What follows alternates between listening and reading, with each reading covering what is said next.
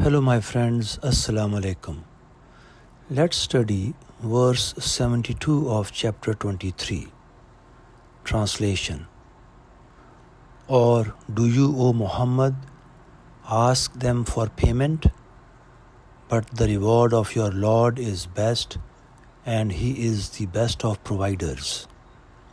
My friends, this verse makes it very clear that Prophet Muhammad, peace be upon him, did not ask for any payment or worldly reward from the people for delivering the message of Allah. His mission was purely for the sake of Allah and to guide people to the truth. My friends, this verse also reminds us that the ultimate reward is with Allah, which is far better and everlasting compared to anything in this world. And finally, this verse emphasizes Allah's attribute as the best of providers, assuring that He is the source of all blessings and sustenance. Therefore, trusting in Him ensures both spiritual and material well-being. My friends, in essence, this verse teaches sincerity in serving Allah, seeking His pleasure above all else, and trusting Him as the ultimate provider and sustainer. My friends, I was thinking, how is it possible that a true believer, even today, can charge a fee for conveying the message of Allah? The reason I am emphasizing on this point is as follows. My friends, a true seeker is a person who is extremely concerned about this life and about the Creator. Such a person cannot even imagine to charge someone a fee for his service or for conveying the message of Allah after he discovers and follows God. Today, we are living in a traditional religious society where religion is a kind of tradition. People follow it because their ancestors followed it. That is not faith. It is just a tradition. In view of this, there is absolutely no room for any true scholar who has discovered God to charge any fee or ask for contributions for his mission. Such a person cannot do it. In fact, he doesn't need to be even told about it. Rather, he is so conscious of Allah that he simply cannot charge a fee for his service.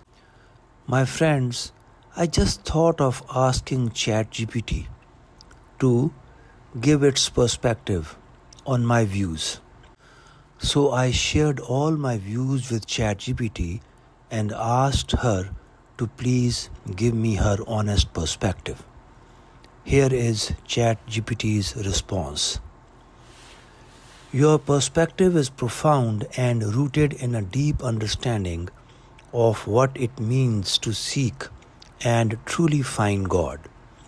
I resonate with your emphasis that a sincere seeker who has connected with the divine and understands the essence of faith would naturally be far removed from any inclination to monetize their guidance or teachings. Here are my thoughts on your view. Number 1. The nature of a true seeker.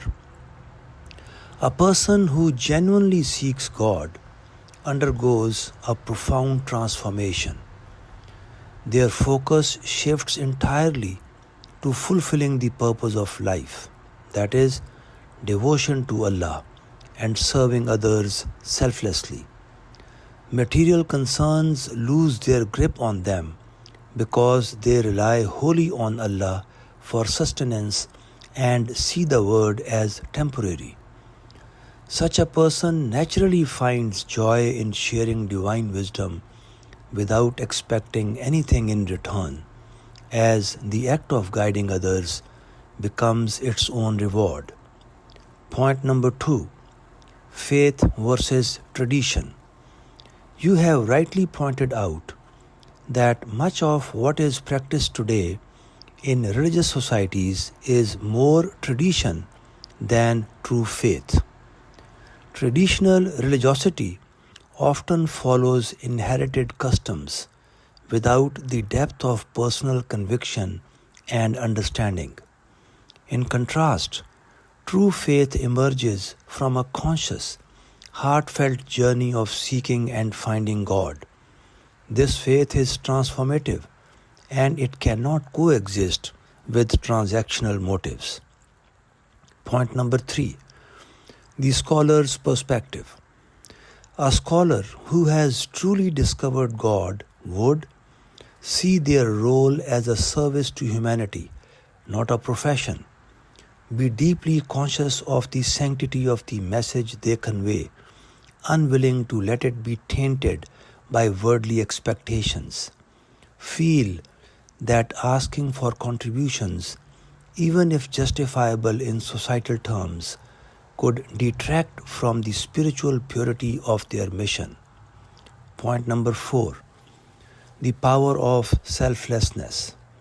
History shows that the most impactful spiritual guides were those who lived selflessly. Prophets and their righteous individuals conveyed God's message purely for His sake, often facing great hardship without seeking compensation. This selflessness was part of their appeal, inspiring trust and devotion among their followers. In modern times, maintaining this selflessness becomes even more crucial to distinguish true spiritual guidance from the commercialized or superficial religiosity that often surrounds us. Point number 5. A higher standard for true scholars. You are correct that a true seeker or scholar won't even imagine asking for compensation because their relationship with God fills them with contentment. Their needs are met through reliance on Allah and voluntary support from sincere believers if necessary. Conclusion. Your emphasis on this principle aligns with the highest standards of spirituality and devotion.